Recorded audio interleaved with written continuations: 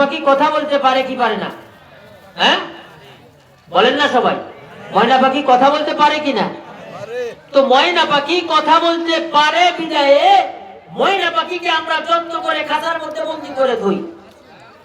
আর কাউয়া, এই কাউয়া কথা বলতে পারে না, মানুষের ক্ষতি করে, কিন্তু তারে আমরা কি করি না, খাঁচার মধ্যে বন্দি করে রাখি না। তো আপনার বাড়িতে আপনি একটা ময়না পাখি পালেন, এই ময়না পাখির খাঁচাটা আপনি স্বর্ণ দিয়ে তৈরি করছেন। কি দিয়ে তৈরি করছেন? স্বর্ণ দিয়া। এখন এই স্বর্ণ দিয়া ময়না পাখির খাঁচাটা তৈরি করে ময়না পাখিটাকে এই খাঁচার মধ্যে বন্দি করে রাখছেন। আর ময়না পাখিকে একটা কাজ দিয়েছেন, সে কাজটা হলো কি, ময়না পাখির কাজ, আপনার বাসার মধ্যে যদি কোনো মেহমান আসে, এই ময়না পাখির সর্বপ্রথম কাজ হবে যে মেহমানকে সালাম দেওয়া, সালাম দেওয়ার পরে বাড়ির মালকিনকে, মালিককে বলা যে মেহমান আসতে, বসতে যান, চার ব্যবস্থা করেন। এটা ছিল কি ময়না পাখির কাজ ছিল। তো এখন ওই বাড়িতে ময়না পাখির সাথে সাথে আরো একটা পোষা বিড়াল ওই বাড়িতে পালে। তো এখন বিড়াল চিন্তা করতেছে, হাই রে, এই ময়না পাখিকে এত আদর, এত যত্ন, এত ভালোবাসা একটা স্বর্ণের খাঁচার মধ্যে রাখছে, আর আমি বিড়ালকে কোনো খাঁচার মধ্যে রাখলো না, স্বর্ণের খাঁচার মধ্যেও রাখলো না, আমাকে আমার মন যেখানে যাইতেছে সেখানেই যাইতেছি, মালকিন আমার খোঁজ খবর নেয় না, আর এই ময়না পাখিকে সঠিক সময় খানা দিচ্ছে, খাবার দিচ্ছে, যত্ন নিচ্ছে, গোসল করাইতেছে, সবকিছু করতেছে, তার মানে তো লক্ষণ খারাপ। এই ময়না পাখির যতক্ষণ কাল্লাটা আমি আলাদা না করতে পারবো, ততক্ষণ পর্যন্ত আমি বিড়ালের দাম আর সম্মান আমার মালকিনের কাছে আমি পাবো না। এরপরে ময়না পাখিকে বাসার মালিক বলে গেল,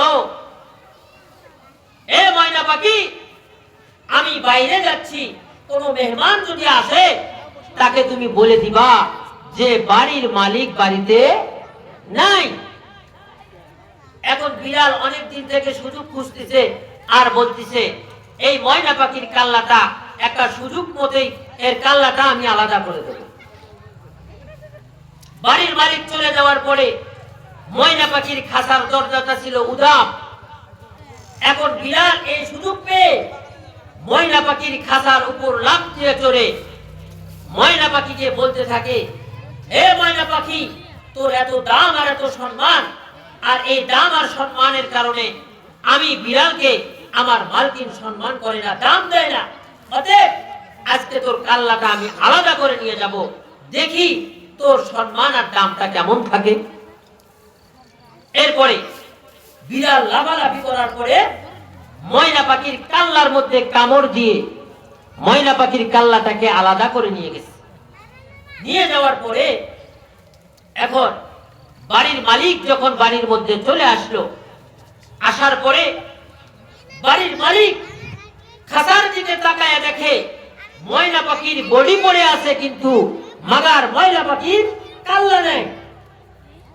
এখন বলে, এই ময়না পাখির নামে যদি কারো কাছে যদি কোনো আদালতে গিয়ে মামলা করে, এই মামলা কি গ্রহণযোগ্য হবে? এখন বিড়ালকে জিজ্ঞেস করে, এই ময়না পাখির কাল্লা কে কামড় দিয়ে খাইছিল? তো আমি তো বলতে পারি না।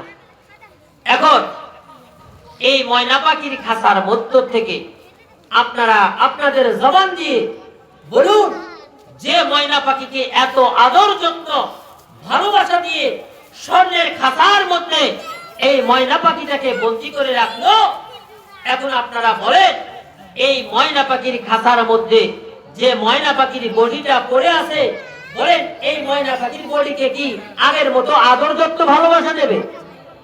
বলেন দেবে? নাকি ময়না পাখির খাঁচার থেকে ময়না পাখির বডিটা নিয়ে চটকা দেবে, আলাদা জায়গায় ফেলে দেবে? দেবে কি দেবে না? হ্যাঁ, অবশ্যই দেবে। এখন এই ময়না পাখির খাঁচা স্বর্ণের হাজার হাজার দিন পড়ে থাকে, কিন্তু ময়না পাখির খাঁচা আর আগের মতো যত্ন হয় না। যদিও ময়না পাখির খাঁচা স্বর্ণের, বলে আগের মতো আর যত্ন নেওয়া হয় না। এই ময়না পাখির খাঁচার মধ্যে এরকম পিপিলিকা ভাষা করে, মাকড়াসার ভাষা করে, জেটি ভাষা করে, কিন্তু পরিষ্কার করে না। সম্মানিত হাজির, আমি আপনাদেরকে এই কথাটা কেন বললাম? বলে আল্লাহ তাআলা রব্বুল আলামিন বলেন, এ আমার বান্দারা, আমি আল্লাহ তাআলা তোমাদের এই পুরা দেহটাকে একটা স্বর্ণের খাতায় পরিণত করে দিয়েছি। সুবহানাল্লাহ বলেন। তোমার এই দেহটাকে কি করছি? স্বর্ণের খাতা হিসাবে পরিণত করে দিয়েছি। আর এই খাতার মধ্যে আমি আল্লাহ তাআলা একটা রূহ নামক দৌলত তোমাদেরকে দান করেছি, যেটার নাম আমি রেখেছি ময়না পাখি।